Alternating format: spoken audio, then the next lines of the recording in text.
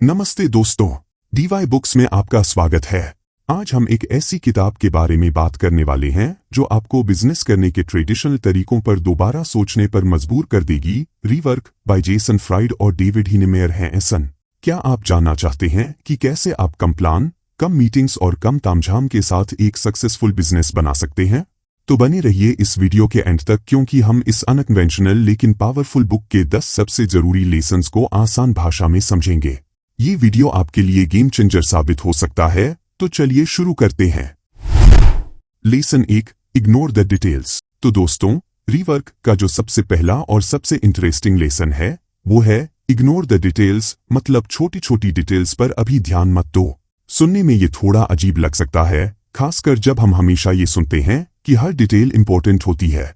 लेकिन रीवर्क के ऑथर्स का कहना है कि जब आप कुछ नया शुरू कर रहे होते हैं, चाहे वो कोई बिजनेस हो या कोई प्रोजेक्ट, तो शुरुआत में बहुत ज्यादा डिटेल्स में उलझना आपको आगे बढ़ने से रोक सकता है।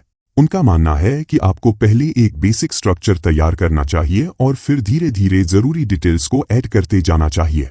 ऑथर्स कहते हैं कि बहुत सारे लोग अपना आइडिया आने के तुरंत बाद ही बिजनेस प्लान बनाने, फंडिंग ढूंढने और परफेक्ट प्रोडक्ट लॉन्च करने के चक्कर में पड़ जाते हैं। इस प्रोसेस में वो इतना टाइम और एनर्जी वेस्ट कर देते हैं कि कई बार उनका आइडिया कभी रियलिटी में बदल ही नहीं पाता।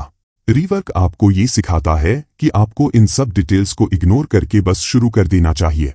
एक छोटा सा वर्किंग प्रोटोटाइप बनाओ और उसे लोगों को दिखाओ। उनसे फीडबैक लो और फिर उसे इम्प्रूव करते जाओ। अब आप सोच रहे होंगे कि बिना डिटेल्स के कैसे काम चलेगा। ऑथर्स का कहना है कि शुरुआत में आपको सिर्फ कोर फंक्शनैलिटी पर फोकस करना चाहिए। वो सबसे जरूरी चीज क्या है जो आपके प्रोडक्ट या सर्विस को वैल्यूएबल बनाती है, बस उसी पर ध्यान दो। बाकी की जो कम जरूरी चीजें हैं उन्हें बाद में ऐड किया जा सकता है। उनका मानना है कि जब आप एक्चुअल में काम करना शुरू करते हैं तो आपको बहुत सारी ऐसी चीजें पता चलती हैं जिनके बारे में आपने पहले सोचा भी नहीं था। इसलिए पहले से ही हर डिटेल को प्लान करने में टाइम वेस्ट करने से अच्छा है कि आप एक्शन लें और रास्ते में सीखते जाएं। ऑथर्स एक बहुत अच्छा एग्जाम्पल देते हैं अपनी खुद की कंपनी 37 सिग्नल्स, जो अब बेस कैंप के नाम से जानी जाती है, का। वो बताते हैं कि उन्होंने अपना पहला प्रोडक्ट बहुत ही सिंपल तरीके से लॉन्च किया था। उसमें बहुत सारी फीचर्स नहीं थीं, लेकिन जो कोर फंक्शनैलिटी थी वो बहुत अच्छी थी। धीरे धीरे उन्होंने यूजर्स के फीडबैक के बेस पर उसमें और फीचर्स ऐड करते गए। उनका कहना है कि अगर वो शुरुआत में ही हर डिटेल को परफेक्ट करने के चक्कर में पड़े रहते तो शायद वो कभी अपना प्रोडक्ट लॉन्च ही नहीं कर पाते। हमारे इंडियन कॉन्टेक्स्ट में भी ये लेसन बहुत रेलेवेंट है। हम इंडियंस अक्सर हर चीज को बहुत परफेक्टली प्लान करने की कोशिश करते हैं और इस चक्कर में कई बार हम एक्शन लेना ही भूल जाते हैं। रीवर्क हमें ये सिखाता है कि हमें इस परफेक्शनिज्म को थोड़ा साइड में रखना चाहिए और बस शुरू कर देना चाहिए। खासकर जब आप कोई नया बिजनेस शुरू कर रहे हों तो आपको बहुत सारे अनसर्टेनिटीज का सामना करना पड़ेगा। इसलिए पहले से ही हर चीज को कंट्रोल करने की कोशिश करने से अच्छा है कि आप फ्लेक्सिबल रहें और सिचुएशन के हिसाब से अपने आप को एडजस्ट करते रहें। तो दोस्तों, रीवर्क का पहला लेसन हमें यही सिखाता है कि शुरुआत में छोटी छोटी डिटेल्स को इग्नोर करो और बस एक्शन लो। एक बेसिक स्ट्रक्चर बनाओ और फिर धीरे धीरे जरूरी डिटेल्स को ऐड करते जाओ। परफेक्शन के चक्कर में मत पड़ो, बस शुरू करो और रास्ते में सीखते जाओ। हमेशा याद रखिए, ignore the details. Lesson 2, make something real. तो दोस्तों, छोटी छोटी डिटेल्स को इग्नोर करने के बाद रीवर्क का दूसरा लेसन हमें सिखाता है मेक समथिंग रियल, मतलब कुछ असली बनाओ। ऑथर्स जेसन फ्राइड और डेविड हिनेमेयर हैंसन कहते हैं कि बहुत सारे लोग अपना ज्यादातर टाइम सिर्फ प्लानिंग करने और थ्योरी बनाने में वेस्ट कर देते हैं, लेकिन वो एक्चुअल में कुछ बनाते नहीं है। उनका मानना है कि असली लर्निंग और प्रोग्रेस तभी होती है जब आप कुछ टेंजिबल क्रिएट करते हैं। इसलिए उनका कहना है कि बातें करने और सोचने में बहुत ज्यादा टाइम मत लगाओ, बल्कि कुछ ऐसा बनाओ जिसे आप देख सको, टेस्ट कर सको और लोगों को दिखा सको। ऑथर्स इस बात पर जोर देते हैं कि जब आप कुछ रियल बनाते हैं तो आपको तुरंत फीडबैक मिलना शुरू हो जाता है। लोग उसे यूज करते हैं, उस पर कमेंट करते हैं और आपको पता चलता है कि क्या काम कर रहा है और क्या नहीं। ये फीडबैक आपको अपनी आइडिया को और बेहतर बनाने में बहुत हेल्प करता है। इसके विपरीत, अगर आप सिर्फ अपनी इमेजिनेशन में ही सब कुछ परफेक्ट बनाने की कोशिश करते रहेंगे तो आपको कभी भी ये पता नहीं चलेगा कि आपकी आइडिया में क्या कमियां हैं। रीवर्क आपको ये भी सिखाता है कि आपको परफेक्ट प्रोडक्ट लॉन्च करने का इंतजार नहीं करना चाहिए। ऑथर्स का कहना है कि एक गुड इनफ प्रोडक्ट लॉन्च करो और फिर उसे धीरे धीरे इंप्रूव करते जाओ। उनका मानना है कि पहला वर्जन कभी भी परफेक्ट नहीं होता है और अगर आप परफेक्शन के चक्कर में पड़े रहेंगे तो आप कभी भी लॉन्च नहीं कर पाएंगे। इसलिए उनका कहना है कि शर्मिंदगी महसूस किए बिना अपना पहला वर्जन लोगों के सामने रखो और उनसे सीखो। ऑथर्स अपनी कंपनी बेसकैंप का एक और एग्जाम्पल देते हैं। वो बताते हैं कि उन्होंने अपना पहला वर्जन बहुत ही बेसिक फीचर्स के साथ लॉन्च किया था। उसमें बहुत सारी कमियां थीं, लेकिन उन्होंने उसे लोगों को यूज करने दिया और उनसे फीडबैक लिया। इस फीडबैक के बेस पर उन्होंने अपने प्रोडक्ट को लगातार इंप्रूव करते गए और आज बेसकैंप एक बहुत ही सक्सेसफुल प्रोडक्ट है। हमारे इंडियन स्टार्टअप इकोसिस्टम में भी ये लेसन बहुत रेलेवेंट है। बहुत सारे स्टार्टअप्स अपना प्रोडक्ट लॉन्च करने में बहुत ज्यादा टाइम लगा देते हैं क्योंकि वो हर चीज को परफेक्ट करना चाहते हैं। रीवर्क हमें ये सिखाता है कि हमें मिनिमम वायबल प्रोडक्ट (MVP) के कॉन्सेप्ट पर फोकस करना चाहिए। एक ऐसा प्रोडक्ट बनाओ जिसमें कोर फंक्शनैलिटी हो और उसे जल्दी से जल्दी मार्केट में लॉन्च करो। फिर कस्टमर के फीडबैक के बेस पर उसे इंप्रूव करते जाओ। ऑथर्स ये भी कहते हैं कि जब आप कुछ रियल बनाते हैं तो ये आपको एक सेंस ऑफ अचीवमेंट देता है और आपको आगे बढ़ने के लिए मोटिवेट करता है। सिर्फ बातें करने से आपको वो सेटिस्फैक्शन नहीं मिलेगा जो आपको कुछ क्रिएट करने से मिलता है। इसलिए उनका कहना है कि अपनी एनर्जी को प्लानिंग और थ्योरी बनाने में वेस्ट करने के बजाय कुछ ऐसा बनाने में लगाओ जो सच में मैटर करता हो। तो दोस्तों, रीवर्क का दूसरा लेसन हमें यही सिखाता है कि सिर्फ सोचते रहने और प्लान करते रहने से कुछ नहीं होगा। आपको कुछ असली बनाना होगा और उसे लोगों के सामने रखना होगा। परफेक्ट लॉन्च का इंतजार मत करो, बल्कि एक गुड इनफ प्रोडक्ट लॉन्च करो और उससे सीखो। हमेशा याद रखिए, make something real. Lesson 3, funding is not a milestone. तो दोस्तों, कुछ असली बनाने के बाद रीवर्क का तीसरा लेसन हमें सिखाता है, funding is not a milestone, मतलब फंडिंग कोई बहुत बड़ी अचीवमेंट नहीं है। ऑथर्स जेसन फ्राइड और डेविड हिनेमेयर हैंसन कहते हैं कि बहुत सारे स्टार्टअप्स और एंटरप्रेन्योर्स फंडिंग को ही अपनी सबसे बड़ी जीत मान लेते हैं। उन्हें लगता है कि अगर उन्हें इन्वेस्टर्स से पैसे मिल गए तो वो सक्सेसफुल हो ही जाएंगे। लेकिन रीवर्क इस सोच को चैलेंज करता है। ऑथर्स का मानना है कि फंडिंग सिर्फ एक साधन है, मंजिल नहीं। असली माइलस्टोन तो तब होता है जब आपका प्रोडक्ट या सर्विस लोगों को वैल्यू प्रोवाइड करती है और आप उससे रेवेन्यू जनरेट करते हैं। ऑथर्स इस बात पर जोर देते हैं कि बहुत सारे बिजनेस सिर्फ इसलिए फेल हो जाते हैं क्योंकि वो बहुत ज्यादा फंडिंग पर रिलाई करते हैं। जब आपके पास बहुत सारा पैसा होता है तो आप ज्यादा खर्च करते हैं, अननेसेसरी हायरिंग करते हैं और अपनी कोर प्रोडक्ट पर फोकस नहीं कर पाते। इसके विपरीत, अगर आपके पास कम पैसा है तो आप ज्यादा क्रिएटिव होते हैं, ज्यादा एफिशिएंटली काम करते हैं और हर एक खर्च को सोच समझकर करते हैं। रीवर्क आपको ये भी सिखाता है कि आपको हमेशा एक्सटर्नल फंडिंग की तलाश में नहीं रहना चाहिए। ऑथर्स का कहना है कि बहुत सारे सक्सेसफुल बिजनेस बिना किसी एक्सटर्नल इन्वेस्टमेंट के भी शुरू किए जा सकते हैं। आपको बस एक अच्छा आइडिया और उसे एग्जीक्यूट करने की विल पावर चाहिए। आप अपनी सेविंग्स से या फिर अपने पहले कस्टमर्स से मिलने वाले रेवेन्यू से भी अपना बिजनेस शुरू कर सकते हैं। ऑथर्स अपनी कंपनी बेसकैंप का एग्जाम्पल देते हैं। वो बताते हैं कि उन्होंने कभी भी किसी इन्वेस्टर से फंडिंग नहीं ली। उन्होंने अपना बिजनेस अपने दम पर शुरू किया और उसे धीरे धीरे ग्रो किया। उनका मानना है कि इससे उन्हें अपनी कंपनी पर पूरा कंट्रोल रखने में मदद मिली और वो अपनी मर्जी के मुताबिक डिसीजन ले पाए। हमारे इंडियन स्टार्टअप इकोसिस्टम में भी ये लेसन बहुत रेलेवेंट है। बहुत सारे यंग एंटरप्रेन्योर्स फंडिंग के पीछे भागते रहते हैं और अपनी प्रोडक्ट डेवलपमेंट पर ध्यान नहीं देते।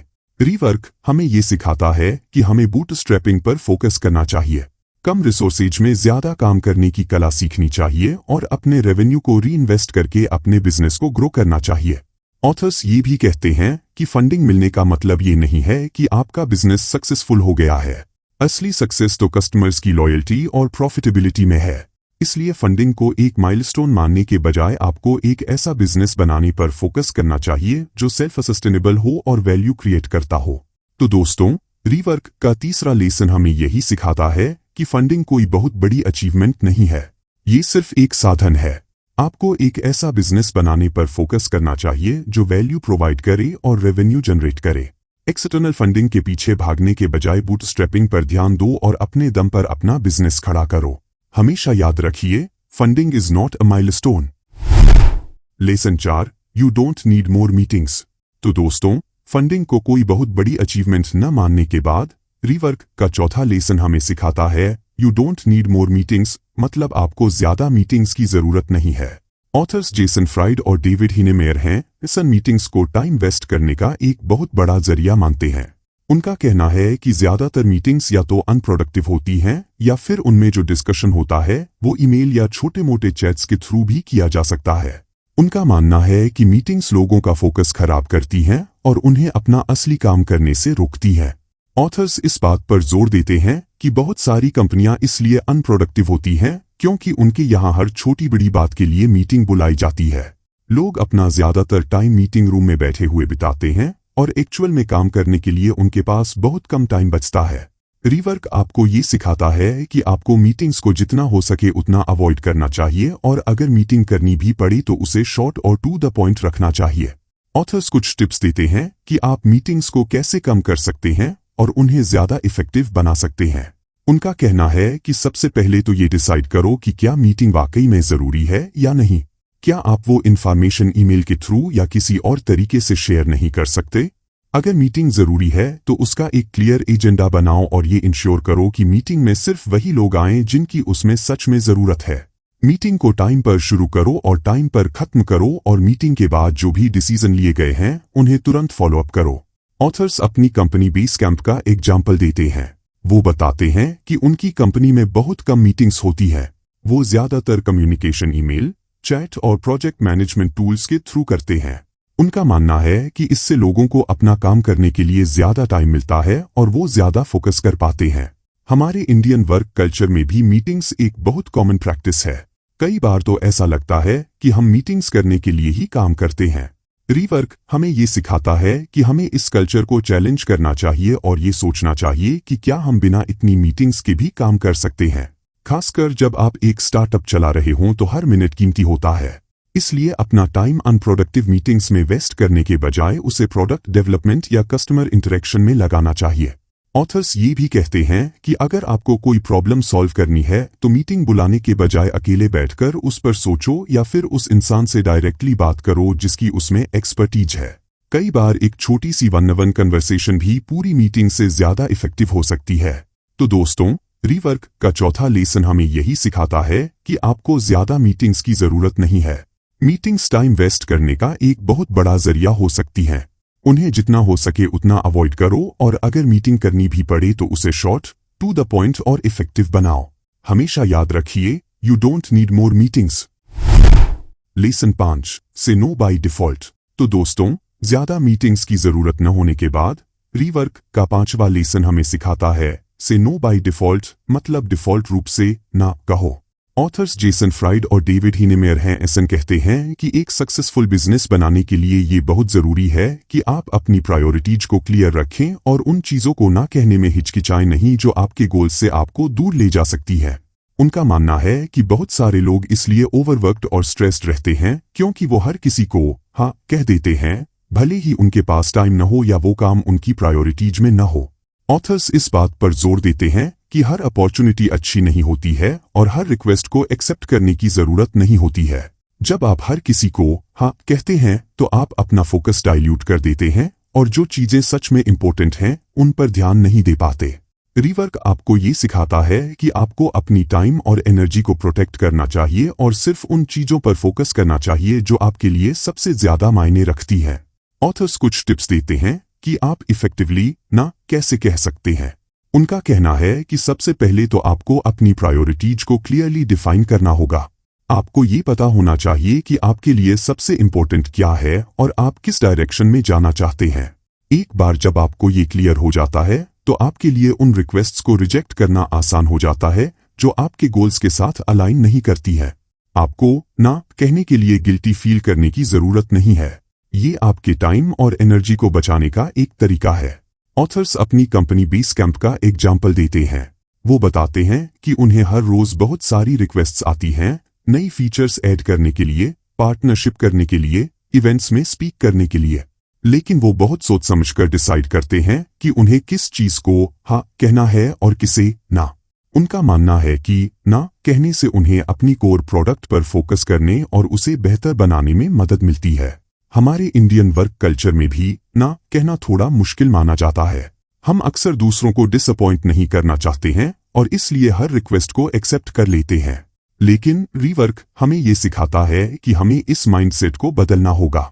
हमें अपनी बाउंड्रीज सेट करनी होंगी और उन चीजों को ना कहना सीखना होगा जो हमारे लिए सही नहीं है। ऑथर्स ये भी कहते हैं कि ना कहने का मतलब ये नहीं है कि आप रूड या अनहेल्पफुल हो रहे हैं।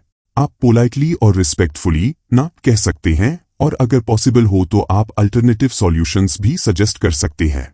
तो दोस्तों, रीवर्क का 5वां लेसन हमें यही सिखाता है कि सक्सेसफुल होने के लिए डिफ़ॉल्ट रूप से ना कहना कितना जरूरी है।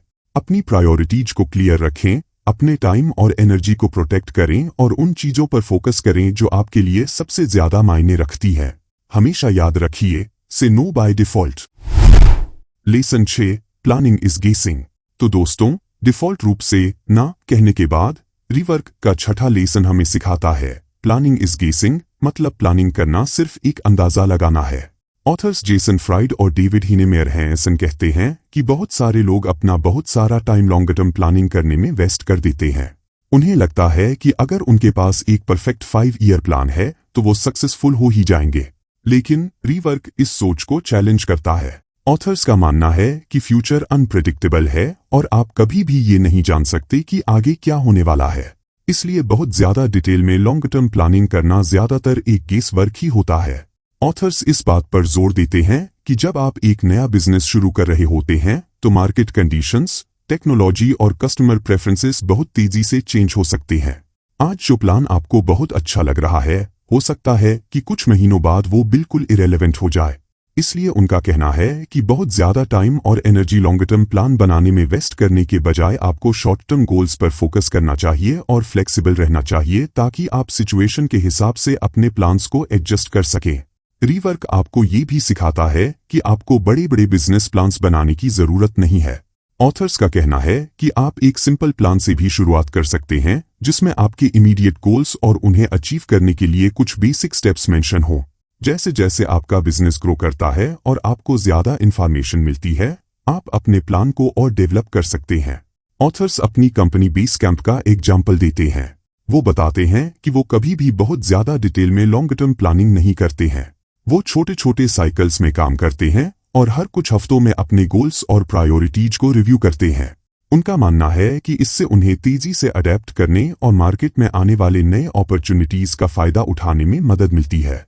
हमारे इंडियन बिजनेस कॉन्टेक्स्ट में भी ये लेसन बहुत रेलेवेंट है, खासकर स्टार्टअप्स के लिए जहां अनसर्टेनिटी बहुत ज्यादा होती है। बहुत ज्यादा रिजिड प्लानिंग करना नुकसानदायक हो सकता है। रीवर्क हमें ये सिखाता है कि हमें एजाइल अप्रोच अपनाना चाहिए। छोटे छोटे एक्सपेरिमेंट्स करते रहना चाहिए, उनसे सीखना चाहिए और अपने स्ट्रेटेजी को इम्प्रूव करते रहना चाहिए। ऑथर्स ये भी कहते हैं कि प्लानिंग पूरी तरह से बेकार नहीं है, लेकिन आपको ये समझना होगा कि ये सिर्फ एक गेस वर्क है। आपको अपने प्लान्स पर बहुत ज्यादा अटैच नहीं होना चाहिए और जरूरत पड़ने पर उन्हें बदलने के लिए तैयार रहना चाहिए। तो दोस्तों, रीवर्क का 6वां लेसन हमें यही सिखाता है कि बहुत ज्यादा लॉन्ग टर्म प्लानिंग करना सिर्फ एक अंदाजा लगाना है। फ्यूचर अनप्रेडिक्टेबल है, इसलिए शॉर्ट टर्म गोल्स पर फोकस करो, फ्लेक्सिबल रहो और सिचुएशन के हिसाब से अपने प्लान्स को एडजस्ट करते रहो। हमेशा याद रखिए, प्लानिंग इज गेसिंग। Lesson 7, making money is Paramount. तो दोस्तों, प्लानिंग को सिर्फ एक अंदाजा मानने के बाद रीवर्क का 7वां लेसन हमें सिखाता है मेकिंग मनी इज पैरामाउंट, मतलब पैसा कमाना सबसे जरूरी है। ऑथर्स जेसन फ्राइड और डेविड हिनेमेयरहैंसन कहते हैं कि बहुत सारे बिजनेस शुरुआत में सिर्फ यूजर्स बढ़ाने या मार्केट शेयर कैप्चर करने पर फोकस करते हैं और रेवेन्यू जनरेशन को बाद के लिए टाल देते हैं। लेकिन रीवर्क इस अप्रोच को गलत बताता है। ऑथर्स का मानना है कि अगर आपका बिजनेस पैसा नहीं कमा रहा है तो वो सस्टेन नहीं कर पाएगा। इसलिए उनका कहना है कि आपको शुरुआत से ही रेवेन्यू जनरेशन पर फोकस करना चाहिए। ऑथर्स इस बात पर जोर देते हैं कि एक बिजनेस का प्राइमरी गोल प्रॉफिट कमाना होना चाहिए। अगर आप प्रॉफिटेबल नहीं हैं तो आप अपने एम्प्लॉइज को सैलरी कैसे देंगे, अपने ऑपरेशंस को कैसे फंड करेंगे और अपने बिजनेस को कैसे ग्रो करेंगे। उनका कहना है कि बहुत सारे स्टार्टअप्स इसलिए फेल हो जाते हैं क्योंकि वो कभी भी प्रॉफिटेबल नहीं बन पाते हैं। वो हमेशा इन्वेस्टर्स के पैसे पर ही रिलाई करते रहते हैं और जब फंडिंग खत्म हो जाती है तो उनका बिजनेस भी बंद हो जाता है। रीवर्क आपको ये भी सिखाता है कि आपको फैंसी फंडिंग राउंड्स और हाई वैल्यूएशन के पीछे नहीं भागना चाहिए अगर आपका बिजनेस एक्चुअल में पैसा नहीं कमा रहा है। ऑथर्स का कहना है कि एक छोटा सा प्रॉफिटेबल बिजनेस एक बहुत बड़े लॉस मेकिंग बिजनेस से कहीं ज्यादा बेहतर होता है। आपको एक ऐसा मॉडल बनाना चाहिए जहां आपके कस्टमर्स आपकी प्रोडक्ट या सर्विस के लिए पे करने को तैयार हों और आप उससे प्रॉफिट कमा सकें। ऑथर्स अपनी कंपनी बेसकैम्प का एग्जाम्पल देते हैं। वो बताते हैं कि उन्होंने हमेशा से ही रेवेन्यू जनरेशन पर फोकस किया है। उन्होंने कभी भी फ्री में बहुत सारी फीचर्स नहीं दी और उन्होंने हमेशा अपने यूजर्स से अपनी प्रोडक्ट के लिए चार्ज किया है। उनका मानना है कि इससे उन्हें एक सस्टेनेबल बिजनेस बनाने में मदद मिली और उन्हें कभी भी फंडिंग की जरूरत नहीं पड़ी। हमारे इंडियन बिजनेस कॉन्टेक्स्ट में भी ये लेसन बहुत रेलेवेंट है। बहुत सारे ऑनलाइन बिजनेस शुरुआत में डिस्काउंट्स और ऑफर्स देकर यूजर्स को अट्रैक्ट करने की कोशिश करते हैं, लेकिन वो कभी भी प्रॉफिटेबल नहीं बन पाते हैं। रीवर्क हमें ये सिखाता है कि हमें वैल्यू बेस्ड प्राइसिंग पर फोकस करना चाहिए। अपनी प्रोडक्ट या सर्विस की सही वैल्यू पहचाननी चाहिए और उसके लिए फेयर प्राइस चार्ज करना चाहिए। अगर आपकी प्रोडक्ट अच्छी है तो लोग उसके लिए पे करने को तैयार होंगे। ऑथर्स ये भी कहते हैं कि पैसा कमाना सिर्फ फाइनेंशियल गेन के बारे में नहीं है। ये आपको ये भी बताता है कि आपके कस्टमर्स आपकी प्रोडक्ट या सर्विस को कितना वैल्यू करते हैं। अगर लोग आपके लिए पे कर रहे हैं तो इसका मतलब है कि आप कुछ सही कर रहे हैं। तो दोस्तों, रीवर्क का 7वां लेसन हमें यही सिखाता है कि बिजनेस में पैसा कमाना सबसे जरूरी है। यूजर्स बढ़ाने या मार्केट शेयर कैप्चर करने के साथ साथ रेवेन्यू जनरेशन पर भी फोकस करो। एक प्रॉफिटेबल बिजनेस बनाओ जो सेल्फ सस्टेनेबल हो और वैल्यू क्रिएट करता हो। हमेशा याद रखिए, making money is Paramount. Lesson 8, stay small. तो दोस्तों, पैसा कमाना सबसे जरूरी मानने के बाद रीवर्क का 8वां लेसन हमें सिखाता है, स्टे स्मॉल मतलब छोटे रहो। ऑथर्स जेसन फ्राइड और डेविड हिनेमेयर हैंसन कहते हैं कि बहुत सारे बिजनेस हमेशा बड़ा बनने की दौड़ में लगे रहते हैं। उन्हें लगता है कि जितनी बड़ी उनकी कंपनी होगी उतनी ही ज्यादा वो सक्सेसफुल होंगे। लेकिन रीवर्क इस सोच को भी चैलेंज करता है। ऑथर्स का मानना है कि छोटा रहना कई बार ज्यादा फायदेमंद होता है। ऑथर्स इस बात पर जोर देते हैं कि जब आपकी कंपनी छोटी होती है तो आप ज्यादा फ्लेक्सिबल होते हैं, तेजी से डिसीजन ले पाते हैं और अपनी कोर प्रोडक्ट पर ज्यादा फोकस कर पाते हैं। बड़ी कंपनियों में अक्सर बहुत ज्यादा ब्यूरोक्रेसी होती है, डिसीजन लेने में टाइम लगता है और बहुत सारे अननेसेसरी प्रोसेस होते हैं जो काम को स्लो कर देते हैं। छोटी कंपनियां इन सब चीजों से बची रहती हैं और ज्यादा एफिशिएंटली काम कर सकती हैं। रीवर्क आपको ये भी सिखाता है कि आपको हमेशा अपनी टीम को बहुत बड़ा करने की जरूरत नहीं है। ऑथर्स का कहना है कि एक छोटी और टैलेंटेड टीम भी बहुत कुछ अचीव कर सकती है। बड़ी टीम को मैनेज करना मुश्किल होता है, कम्युनिकेशन में प्रॉब्लम आती है और सैलरी पर भी बहुत ज्यादा खर्चा होता है। छोटी टीम में हर कोई ज्यादा रिस्पॉन्सिबल फील करता है और ज्यादा कोलैबोरेशन होता है। ऑथर्स अपनी कंपनी बेसकैम्प का एग्जाम्पल देते हैं। वो बताते हैं कि उनकी कंपनी हमेशा से ही एक छोटी टीम रही है। उनके पास कभी भी बहुत सारे एम्प्लॉयज नहीं रहे हैं, लेकिन उन्होंने हमेशा एक बहुत ही सक्सेसफुल प्रोडक्ट बनाया है। उनका मानना है कि छोटी टीम होने की वजह से वो अपनी कल्चर को मेंटेन कर पाए हैं और हर एक मेंबर का कंट्रीब्यूशन इंपॉर्टेंट रहा है। हमारे इंडियन बिजनेस कॉन्टेक्स्ट में भी ये लेसन बहुत रेलेवेंट है। खासकर जब आप एक नया बिजनेस शुरू कर रहे हों तो बड़ा बनने का प्रेशर महसूस हो सकता है।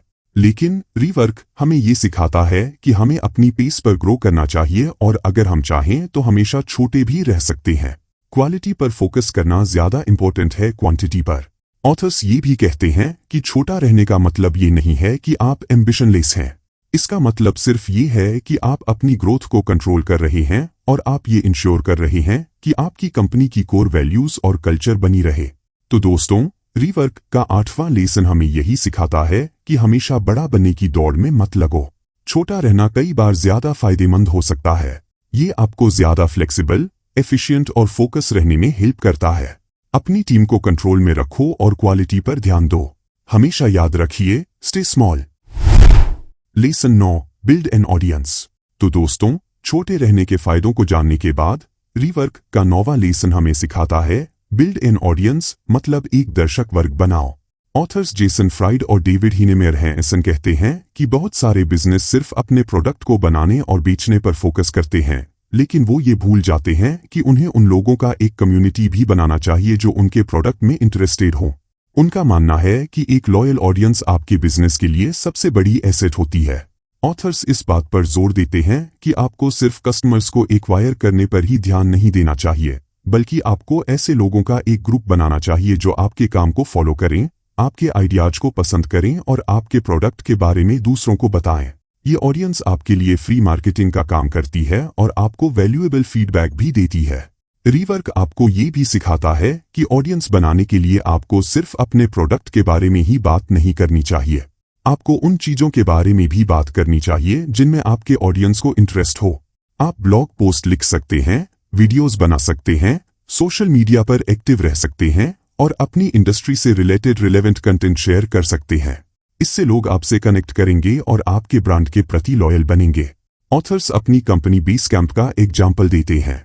वो बताते हैं कि उन्होंने हमेशा से ही कंटेंट मार्केटिंग पर बहुत ध्यान दिया है। वो अपने ब्लॉग सिग्नल वर्सेस नॉइस पर रेगुलरली अपने थॉट्स और एक्सपीरियंसेस शेयर करते हैं। इससे उन्होंने एक बहुत बड़ा ऑडियंस बनाया है जो उनके प्रोडक्ट में इंटरेस्टेड है और उनकी कंपनी को फॉलो करता है। हमारे इंडियन बिजनेस कॉन्टेक्स्ट में भी ऑडियंस बिल्डिंग बहुत इंपॉर्टेंट है, खासकर ऑनलाइन बिजनेस के लिए जहां कंपटीशन बहुत ज्यादा है। एक लॉयल ऑडियंस आपको दूसरों से अलग बना सकती है। आपको अपनी नीश पहचाननी होगी और फिर उस नीश के लोगों के साथ कनेक्ट करने के तरीके ढूंढने होंगे, चाहे वो सोशल मीडिया हो, ईमेल मार्केटिंग हो या कंटेंट क्रिएशन हो। आपको कंसिस्टेंटली वैल्यू प्रोवाइड करनी होगी।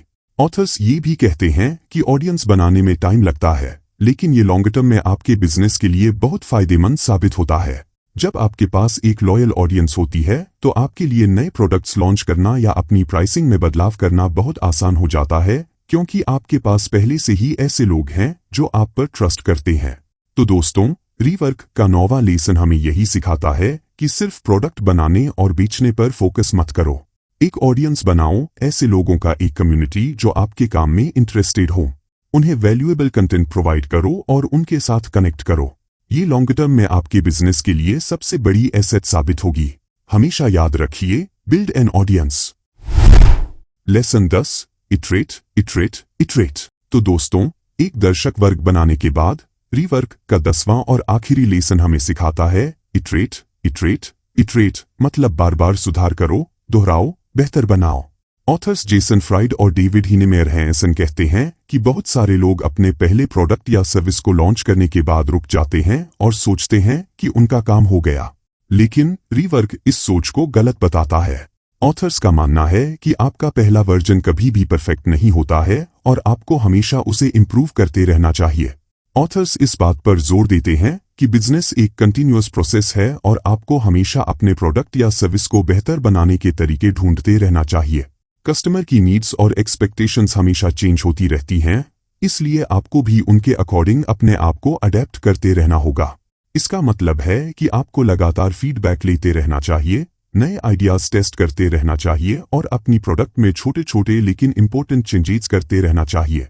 रीवर्क आपको ये भी सिखाता है कि परफेक्शन के चक्कर में मत पड़ो।